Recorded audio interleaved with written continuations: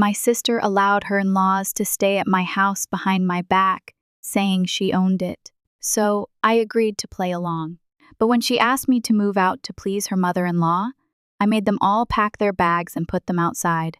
The call from my mother came on a Tuesday afternoon while I was preparing for another sales trip.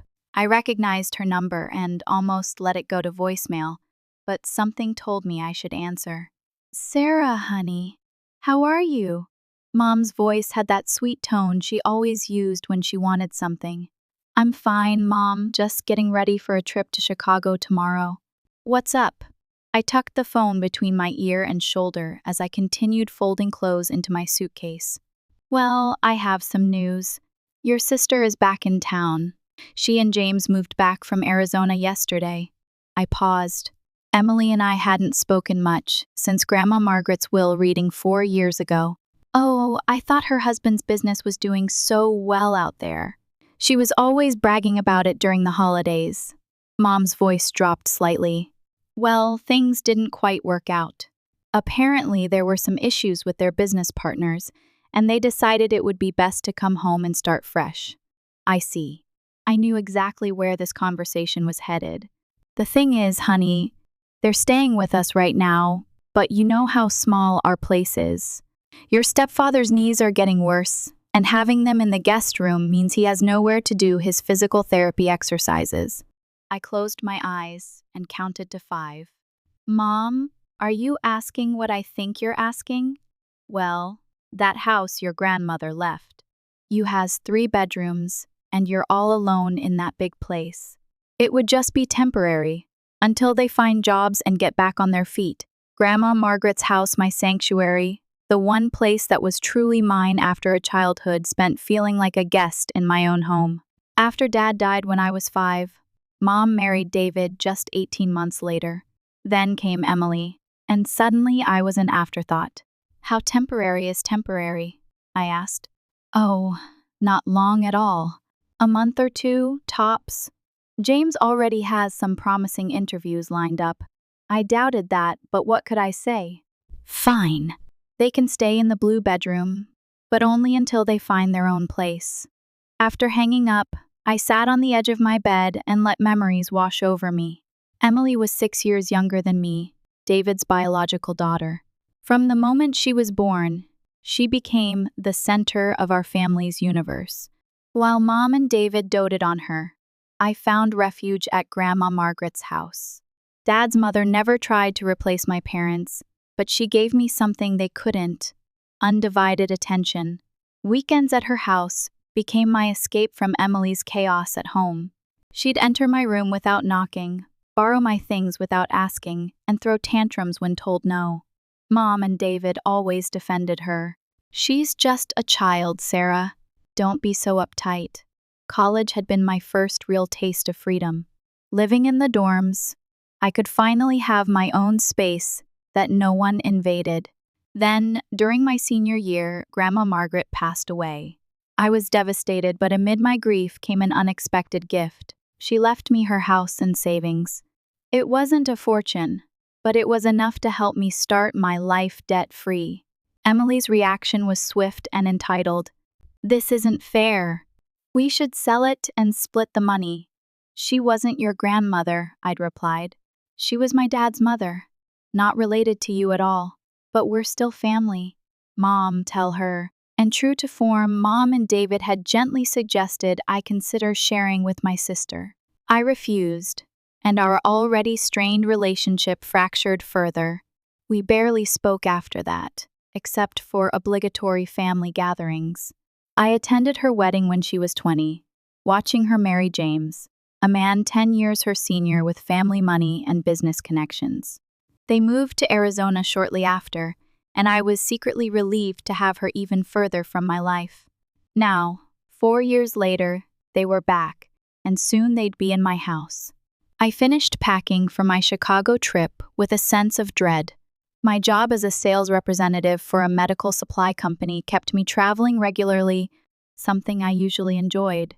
Now those business trips would serve a different purpose: escapes from whatever chaos Emily would inevitably bring into my home. A week later, They arrived with 4 suitcases of designer clothes and accessories. Emily hugged me with artificial enthusiasm, while James shook my hand firmly. I showed them to the blue bedroom and helped them unpack. As I hung up Emily's 3rd designer coat, I couldn't help thinking that selling just one of these items could probably cover a month's rent somewhere. At dinner that night, James cleared his throat. I've got some promising leads already. I'm meeting with an old college friend tomorrow who works in investment banking. That's great, I said, genuinely hoping he'd find something quickly. Emily twirled her fork in her pasta. I won't be looking for work right away. I'm more of a homemaker, you know. I love taking care of the house and making things nice. I raised my eyebrows. Well, that's perfect then. Since you enjoy household chores, you can handle the cleaning, cooking, and laundry while you're here. Her face fell instantly. Oh no, that's not what I meant. I like doing that in my own home. I'm a guest here, so you're a homemaker, but only when it's convenient? I couldn't help myself. Don't twist my words, she snapped. I just meant I'm still settling in. James jumped in to change the subject, and I let it drop, but I already knew how this arrangement would play out. Some things never change. 2 weeks into living with Emily and James, I'd established a routine: wake up early, leave for work before they got up, and return home as late as possible. It wasn't ideal, but it helped me minimize my time around Emily, who had already fallen into her old habits. Despite her claims of being a homemaker, I'd come home each evening to find dishes in the sink, clothes strewn across the living room, and no sign of dinner. Meanwhile, Emily would be sprawled on my couch, scrolling through her phone or watching reality TV. "Oh, you're back," she'd say without looking up. "Can you make something to eat?" "I'm starving." The first few times, I'd bite my tongue and make dinner for all of us. By the second week, my patience was wearing thin. "Emily, what did you do today?" I asked one evening after finding the house in disarray again. She shrugged. "Went to see Mom and Dad, then met up with Jessica from high school. Did you know she has 2 kids now? Her life is so boring. Did you have time to maybe run the vacuum or start a load of laundry?" God, Sarah, you're so uptight. I've been busy reconnecting with people. Besides, it's your house. Shouldn't you want to keep it nice? I-36 had to walk away before saying something I'd regret. James at least seemed to be making an effort. He left every morning in a suit, returning in the evenings with stories about interviews and networking events. Whether he was actually job hunting or just avoiding the house, I couldn't tell, but at least he wasn't adding to my stress. When my boss called with news of a week-long business trip to Boston, I nearly hugged him through the phone. 7 whole days away from this situation sounded like paradise. The night before my departure, I made my expectations clear to Emily. "I'll be gone for a week," I said as I packed my suitcase. "I don't want any parties in my house while I'm away. No guests staying over, no messes that'll be waiting for me when I get back." Emily dramatically rolled her eyes. "Yes, Mom. Anything else? No breathing your precious air? No sitting on your sacred furniture? James has a second interview next week, so hopefully we'll be out of your hair soon anyway." I left early the next morning, trying to ignore the nagging feeling that something would go wrong in my absence. The Boston trip turned out to be a blessing. Not only did I get a break from the tension at home, but I closed a deal with a major hospital that would earn me a substantial bonus. My boss was thrilled, promising a nice percentage on top of my regular commission. "Great work, Sarah," he said during our final call. "Take an extra day if you need it." "You've earned it." I declined the extra day, booking the earliest flight home instead. Despite my concerns, part of me hoped that Emily and James had respected my wishes. Maybe I'd return to find the house in order and good news about James's job prospects. My flight landed late Sunday afternoon. The house looked normal from the outside as my taxi pulled up, which I took as a good sign. I unlocked the front door, wheeling my suitcase into the foyer, when I noticed something odd.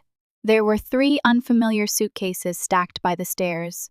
Before I could process what this meant, I heard laughter coming from the living room, not just Emily and James's voices, but others I vaguely recognized. I dropped my bags and marched toward the sound. The scene that greeted me stopped me in my tracks.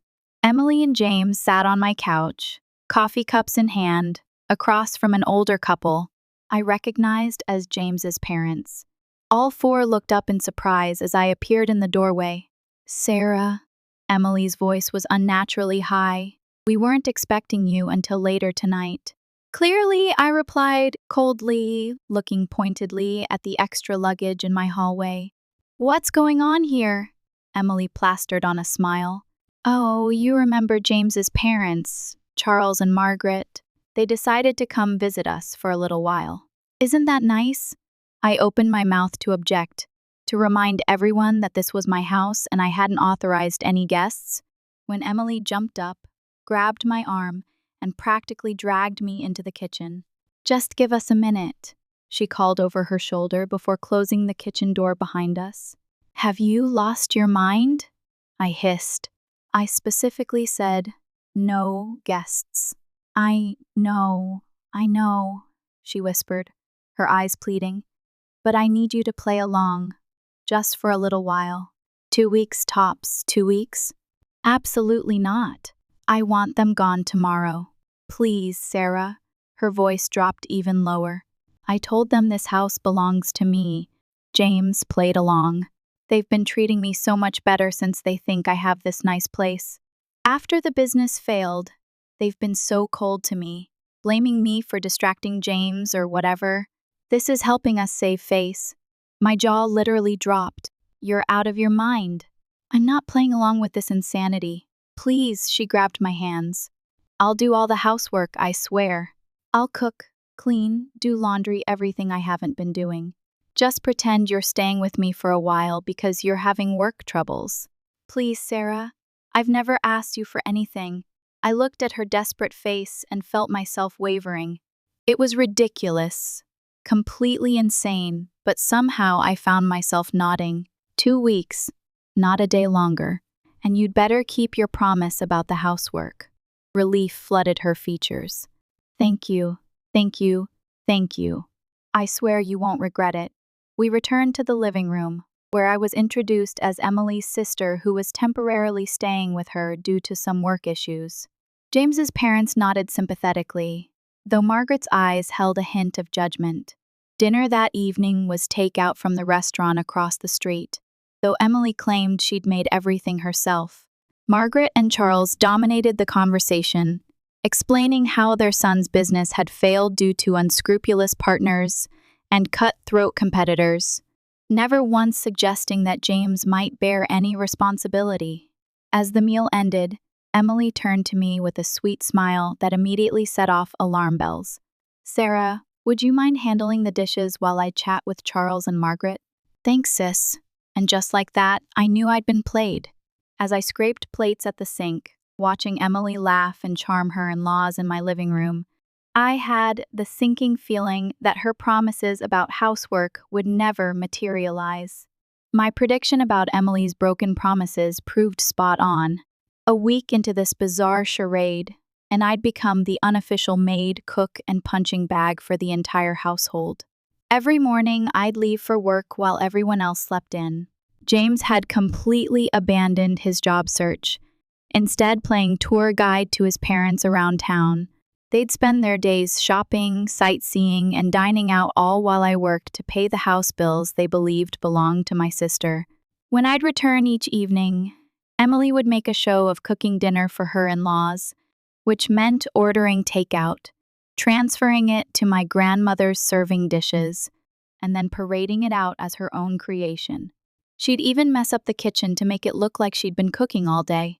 "Sarah, could you help clean up the kitchen?" became her nightly refrain, always delivered with Margaret and Charles watching. "Since you're staying with us, it's only fair you contribute." I'd bite my tongue and do as asked, feeling Margaret's judgmental stare boring into my back. She'd taken to making little comments within my earshot. "It's so generous of Emily to help her sister during hard times. Family should always come first, or I raised James to be successful, but also to help those less fortunate." I'm glad he's supporting both his wife and her struggling sister. One evening, after a particularly exhausting day at work, I cornered Emily in the laundry room. "This has to stop," I said. "You promised you'd do the housework, but I'm doing everything while you play hostess in my house." She had the decency to look guilty. "I know, I'm sorry.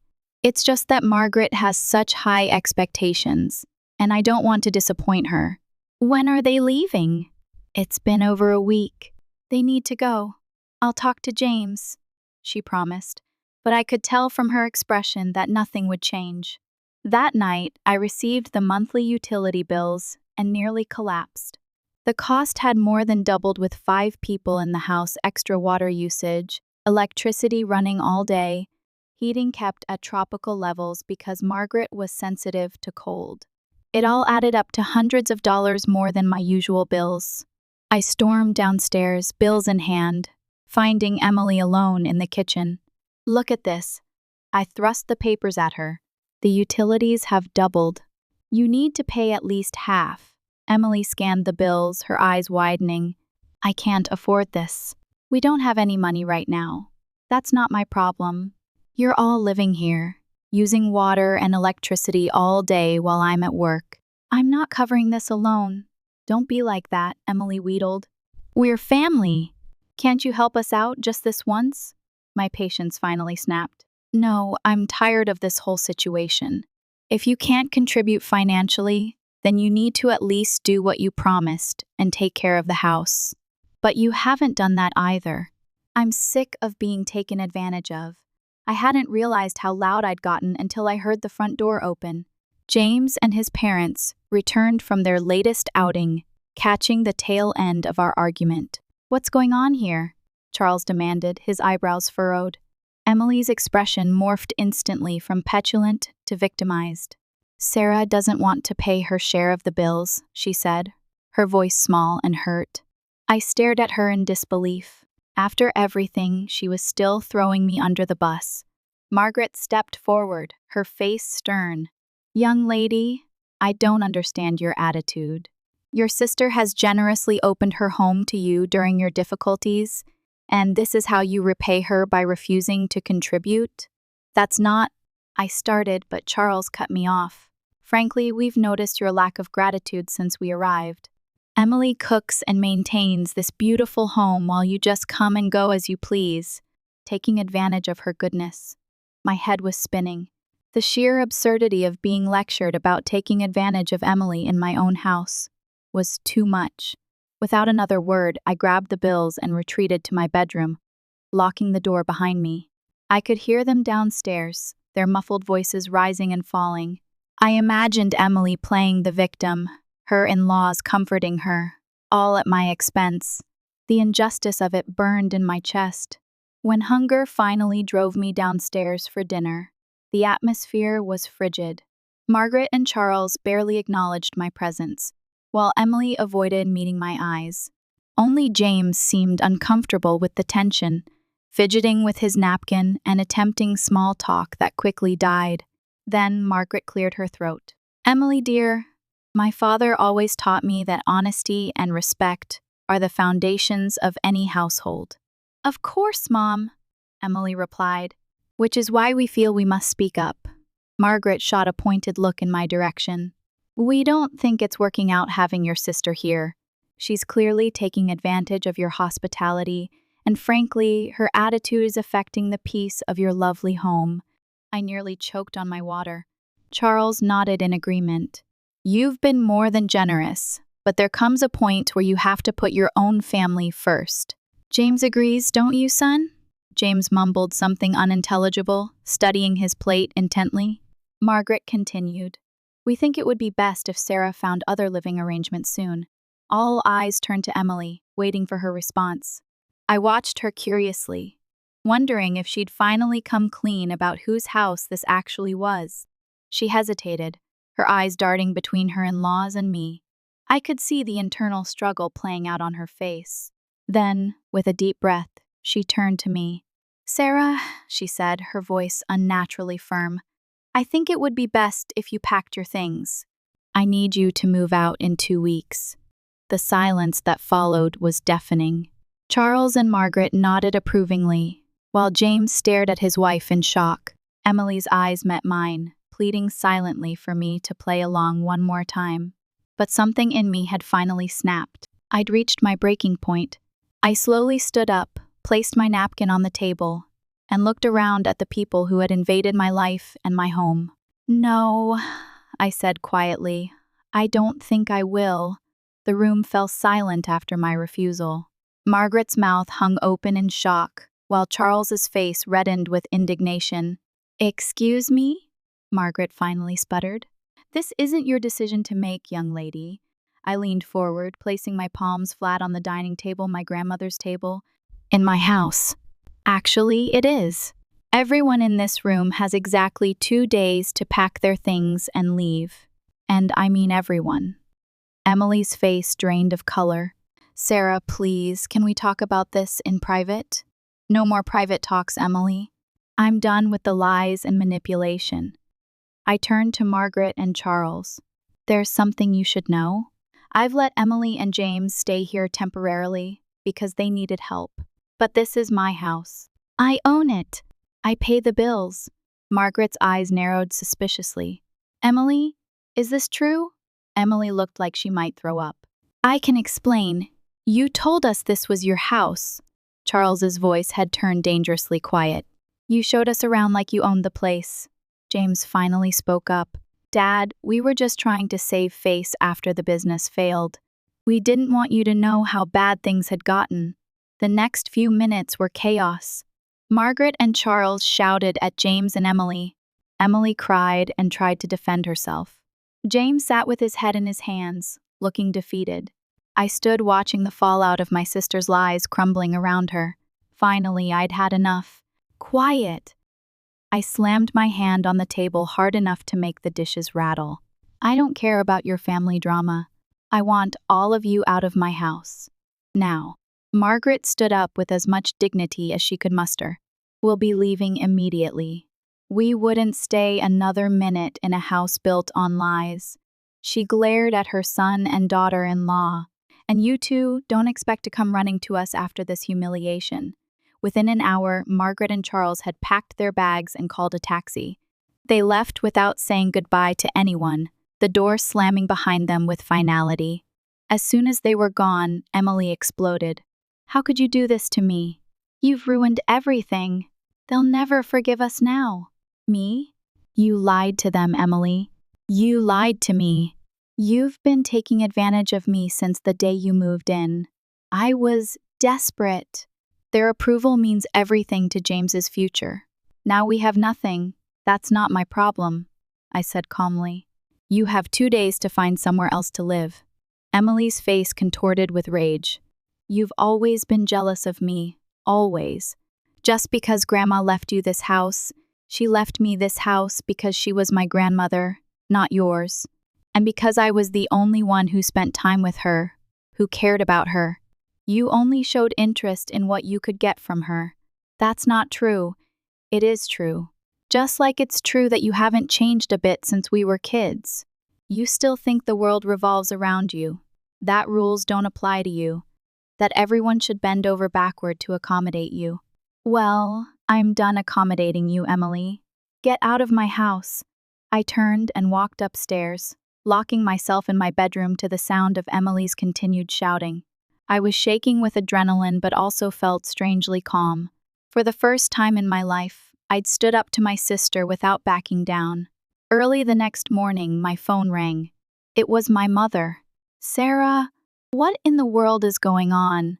Emily called me last night, hysterical, saying you've thrown her and James out. They have nowhere to go. They can stay with you and David. Your house isn't that small. That's not the point. Family helps family. You know that." I laughed bitterly. Does that rule apply to Emily too? Because she hasn't done a thing to help me since she moved in. Instead, she lied to her in-laws, claiming my house was hers, and then tried to kick me out when they suggested it. "I'm sure there's been a misunderstanding." "No misunderstanding, Mom. For once, listen to me instead of automatically taking Emily's side.